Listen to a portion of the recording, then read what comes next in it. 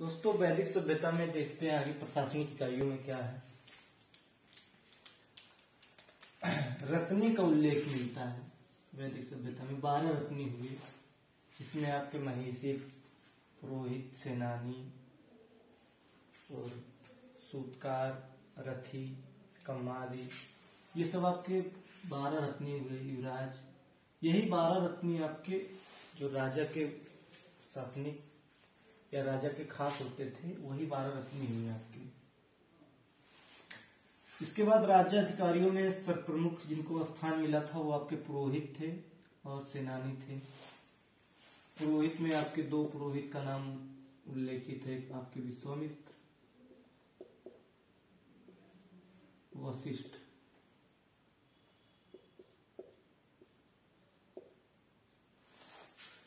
इनका 2 नाम उल्लेखित मिलता है आपके पुरोहित में। इसके बाद पूरब एक शब्द मिलता है जिसका अर्थ होता है दुर्गापति, जो आपके राजा के किले हुए करते थे, दुर्ग हुआ करते थे, उनकी रक्षा का कार्य पूरब को मिला था। फिर उसके बाद एक शब्द मिलता है अस्पस। अस्पस गुप्तचर होते थे जो जनता की गतिविधियों का ध्यान रखते थे, जनता के बीच में कार्य करते थे। वर्तमान में देखा जाए तो कुछ LI या IB जैसे। वाजपति, ये गोचर भूमि, जैसा कि आपको पता ही है कि गायों का बहुत महत्व था, तो उनके लिए स्पेशली भूमि हुआ करती थी जहां गायें चरा करती थी। उनके भूमि का जो अधिकारी था वो वाजपति था। उग्र, उग्र नाम से ही पता लग रहा है कि बहुत उग्र गुस्सा वाला आदमी होगा, तो गुस्से वाला आदमी अपराधियों को पकड़ता है। तो आज की पुलिस जैसा काम करता था, ये उग्र कहलाते थे। इसके बाद देखें तो कुल 5 इकाइयों में बटा हुआ था। इन सब से मिलकर बनता है राष्ट्र।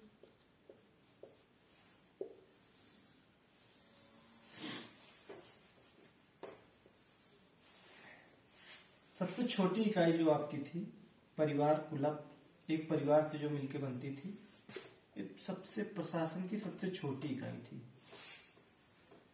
सबसे छोटी इकाई थी प्रशासन की, आपके सबसे छोटी इकाई कुलप थी।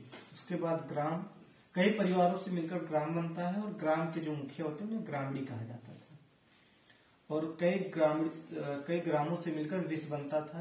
विष के जो मुखिया होते हैं वो विषपति कहलाते थे।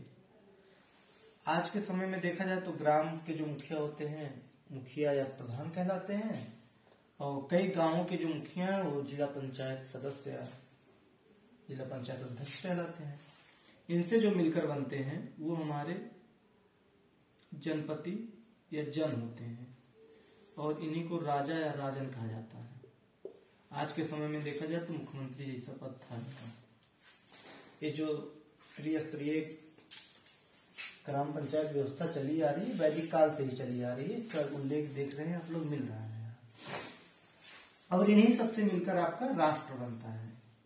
तो ये प्रशासन की 5 इकाइयां हैं। अब राजा को जो सलाह देती थी 2 समितियां थी, एक का नाम सभा था और एक का नाम समिति था।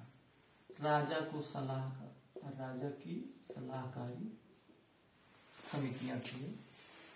इसमें संभ्रांत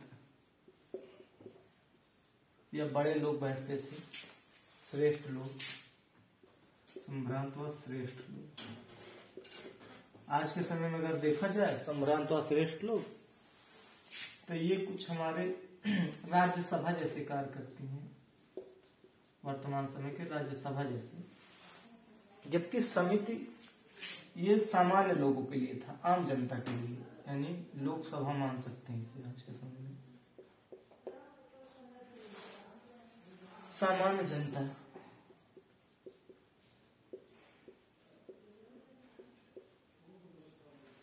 सामान्य जनता से मिलकर बनी हुई समितियां। इसके अध्यक्ष को ईशान कहते थे, अध्यक्ष को ईशान कहा जाता था।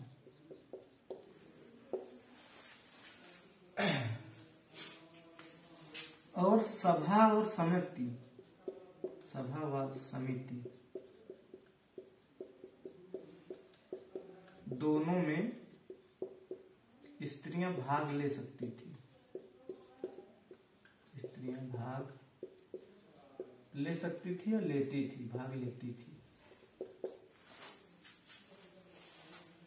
स्त्रियों को ऋग्वैदिक काल में पढ़ने की छूट थी, पढ़ती थी, भाग लेती थी बड़े बड़े सभाओं में। इसके बाद देखते हैं कि इन ऋग्वैदिक काल में व उत्तर वैदिक काल में राजाओं को किन दिशा में किस नाम से जाना जाता था। तो पूरब दिशा में ऋग्वैदिक काल में पूरब, पश्चिम, उत्तर, मध्य और दक्षिण 5 दिशाएं मानी जाती थी। तो ऋग्वैदिक काल में पूरब में सम्राट कहा जाता था, उत्तर वैदिक काल में पूरब को ही प्राची कहा जाने लगा और पश्चिम में स्वराष्ट्र कहा, राजा को स्वराष्ट्र कहते थे। उसके बाद उत्तर वैदिक के समय पश्चिम को प्रतीची कहा जाने लगा। ऋग्वैदिक काल में उत्तर को उत्तर दिशा ही कहा जाता था, जबकि उत्तर वैदिक काल में उदीची कहा जाने लगा उत्तर को, और यहाँ के राजा को विराट कहा जाता था। मध्य में आपके राजा को राजा ही कहा जाता था, दक्षिण में राजा को भोज कहा जाता था। तो ये कुछ सामान्य परिचय रहा। इसके बाद देखते हैं नदियों के बारे में क्या उल्लेख मिलता है हमारे वैदिक काल में, और जो भी विशेषताएं नदियों के बारे में, देवताओं के बारे में क्या उल्लेख मिलता है और किन नदियों को प्राचीन काल में किन नामों से जाना जाता है, आइए देखते हैं। देखते हैं दोस्तों ऋग्वैदिक काल की नदियां, उनके प्राचीन नाम और उनके आधुनिक नाम। तो सबसे पहले कुब्र नदी, वर्तमान नाम कुर्रम, वर्तमान समय में अफगानिस्तान के आसपास से नदी बहती है। कुभा, काबुल, बितस्ता, वर्तमान नाम झेलम। अस्किनी, वर्तमान नाम चिनाब, परसड़ी, वर्तमान नाम रावी। सतुद्री, वर्तमान नाम सतलज। बिपाशा, वर्तमान नाम व्यास। सलानीरा, वर्तमान नाम गंडक नदी। दृष्टदती या सरस्वती नदी इसी को कहा जाता है, वर्तमान नाम घग्घर। हरियाणा के आसपास से नदी बहती है, हरियाणा और राजस्थान मिला के। गोमती नदी वर्तमान में उत्तर प्रदेश के पीलीभीत जिले से निकलती है और गाजीपुर जिले में आकर आपके गंगा नदी मिल जाती है। इसका प्राचीन नाम गोमल था, वर्तमान नाम गोमती नदी है। सुवस्तु नदी, जिसका वर्तमान नाम स्वात नदी है, ये प्राचीन नाम है। इनमें से ये नदियां कुछ बहुत ज्यादा इंपॉर्टेंट हैं, बार बार एग्जाम में पूछी गई है किस नदी का प्राचीन नाम है। उसके बाद देखते हैं प्राचीन दर्शन जो है और उनके प्रवर्तक कौन है। चारवाक दर्शन, इसके प्रवर्तक जो हैं ऋषि चारवाक हैं। फिर योग दर्शन, पतंजलि हैं, जिनके नाम पे रामदेव योग करवाते हैं, पतंजलि आश्रम भी है इनका। उसके बाद सांख्य दर्शन, सांख्य दर्शन की कुछ विशेषताएं हैं। सबसे प्राचीन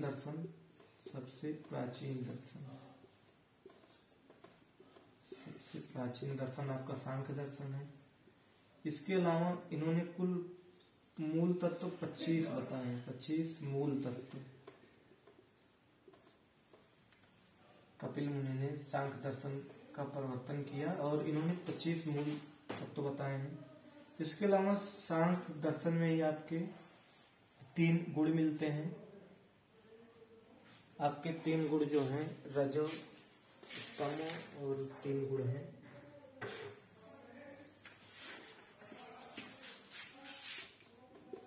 तीन गुण हैं आपके इसी में, रजोगुण, तमगुण और एक गुण है रजगुण, तमगुण और सतगुण, और आपका एक है सतगुण। ये सांख्य दर्शन में आपके उल्लिखित है। और सबसे पहला तत्व इन्होंने जो बताया है, पहला तत्व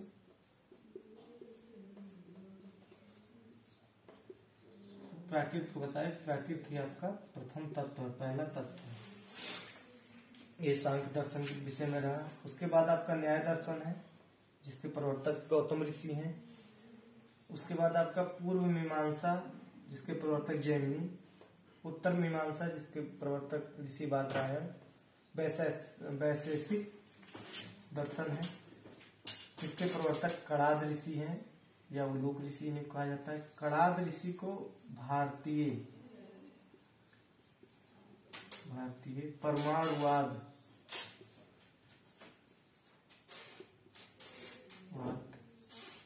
का जनक कहा जाता है। ऋषि कणाद को भारतीय परमाणुवाद का जनक कहा जाता है। इसके बाद देख लेते हैं ऋग्वैदिक कालीन देवताओं के विषय में। ऋग्वैदिक काल के जो देवता हैं उनका किससे संबंध है? ऋग्वैदिक काल में सबसे प्रमुख देवता है, जिनका उल्लेख 250 बार ऋग्वेद में भी मिलता है। आपके इंद्र सबसे प्रमुख देवता थे, जिन्हें युद्ध का नेता और वर्षा का देवता माना जाता है।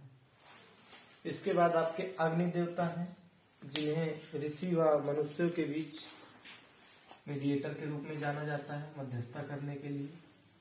वरुण देवता हैं, पृथ्वी सूर्य के निर्माता, समुद्र के देवता, ऋतु परिवर्तन, इसीलिए इनको देवताओं का देवता कहा जाता है। कई सृष्टियों के निर्माता, कई चीजों के निर्माता है, इसलिए इन्हें देवताओं का देवता कहा जाता है।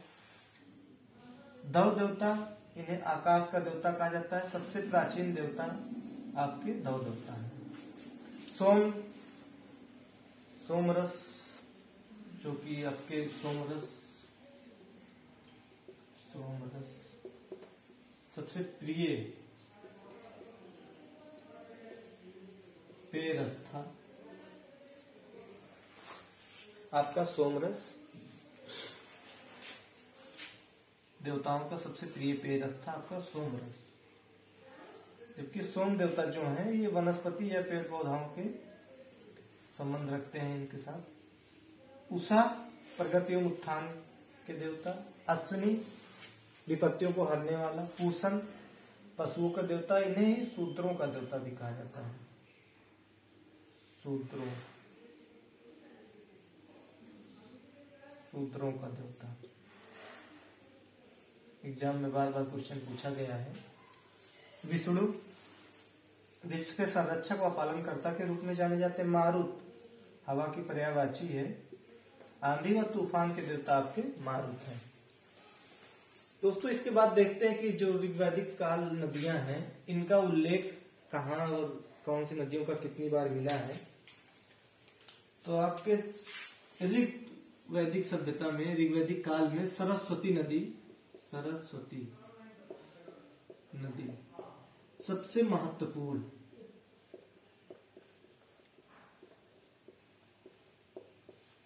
वह पवित्र नदी थी। पवित्र नदी। जबकि ऋग्वेद में गंगा नदी का उल्लेख, ऋग्वेद में गंगा नदी का उल्लेख एक बार मिलता है। आज के समय में गंगा पूजनीय है, लेकिन ऋग्वेद काल में जो सरस्वती नदी थी वो सबसे महत्वपूर्ण और सबसे पवित्र पूजनीय नदी थी। जबकि यमुना नदी का उल्लेख, यमुना नदी का उल्लेख 3 बार मिलता है। और सिंधु नदी का उल्लेख,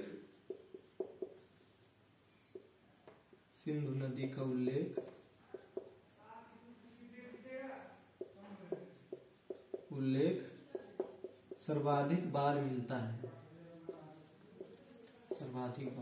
आपके सिंधु नदी का उल्लेख। परुषणी नदी यानी रावी नदी को ऋग्वैदिक काल में एक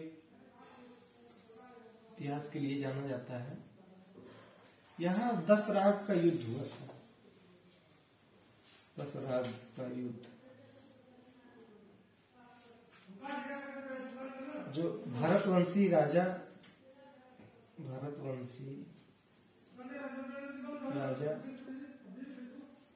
सुदास व 10 जनों के बीच हुआ था। आपका परशुराणी नदी के किनारे ही हुआ था।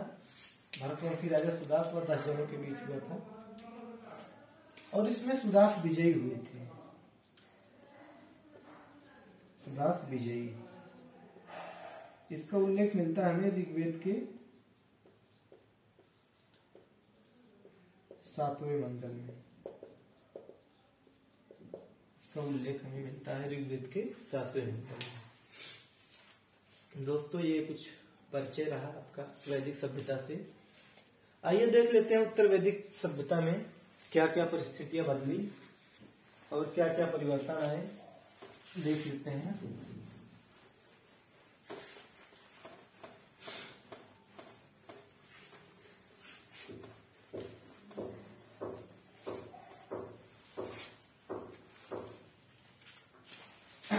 उत्तर वैदिक काल में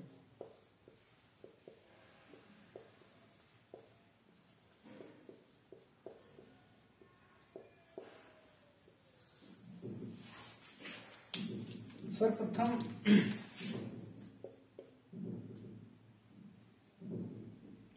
मनुष्य के वर्ण यानी जात का निर्धारण जो था, जात का निर्धारण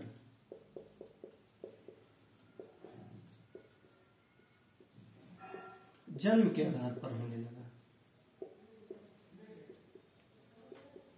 जन्म के आधार पर होने लगा।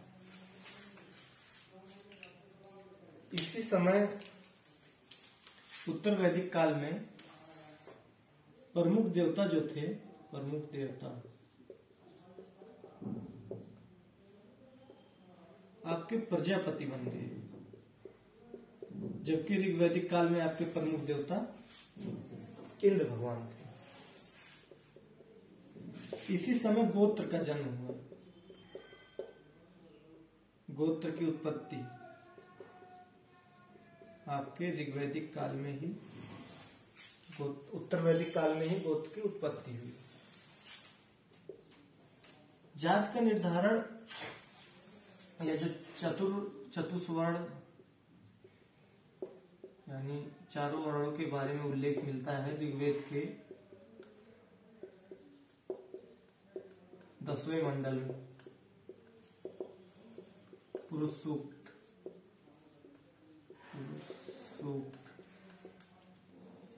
में आपके जात का उल्लेख मिलता है।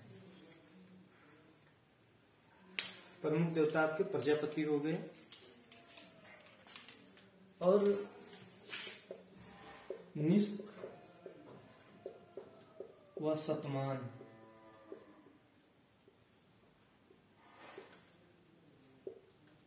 मुद्रा की इकाइयां हो गई।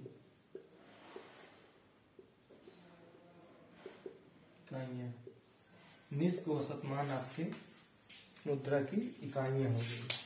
दोस्तों, उत्तर वैदिक काल में हल को सिरा व हल रेखा को सीता कहा जाता था।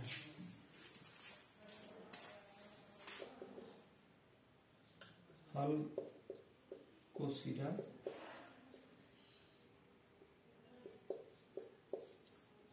व हल रेखा को सीता कहा जाने लगा। इसी समय राजसूय यज्ञ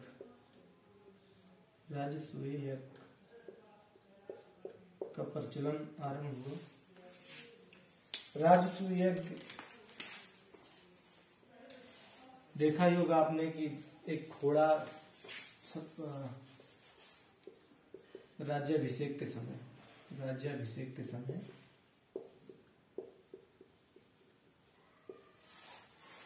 राजसूय यज्ञ का प्रचलन उत्तर वैदिक काल में ही शुरू हुआ। राजसूय यज्ञ में होता था क्या था कि एक घोड़ा राज्याभिषेक के समय छोड़ दिया जाता था और जहां जहां से गुजरता था वहां वहां उस राजा का अधिकार हो जाता था और जो भी उस घोड़े को पकड़ लेता था, बांध लेता था, उसे राजा से युद्ध करना होता था। लौकुश ने घोड़े को पकड़ा था और उसे युद्ध करना पड़ा था राम से।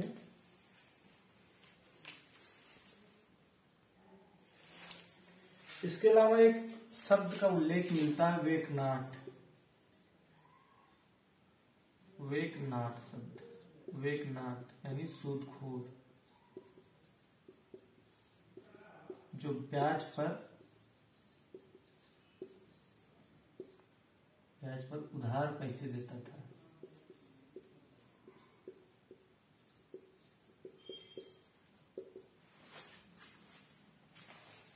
उत्तर वैदिक काल में ही जो विष्णु के वामन अवतार यानी विष्णु के 3 पगों का उल्लेख है,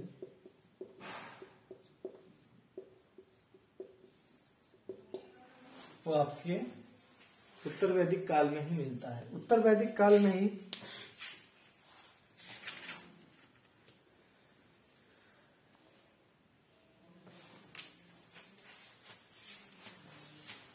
इसको सतमान मुद्रा की इकाइयां। दोस्तों सत्यमेव जयते, सत्यमेव जयते ये हमारे मुंडको उपनिषद से लिया गया है। मुंडको उपनिषद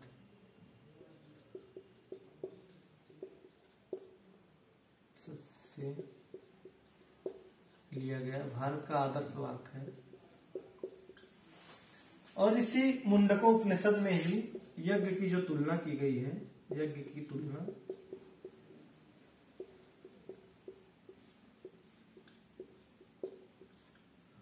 टूटी नाव से की गई है। टूटी नाव से यज्ञ की तुलना जो की गई है, टूटी नाव से की गई है यज्ञ की तुलना मुंडको उपनिषद में। तो ये रहा दोस्तों आपका वैदिक काल के बारे में, वैदिक सभ्यता के बारे में एक परिचय। उम्मीद है आपको क्लास पसंद आई होगी। क्लास अगर पसंद आई है तो वीडियो को लाइक करिएगा, चैनल को सब्सक्राइब करिएगा। वीडियो देखने के लिए बहुत बहुत धन्यवाद।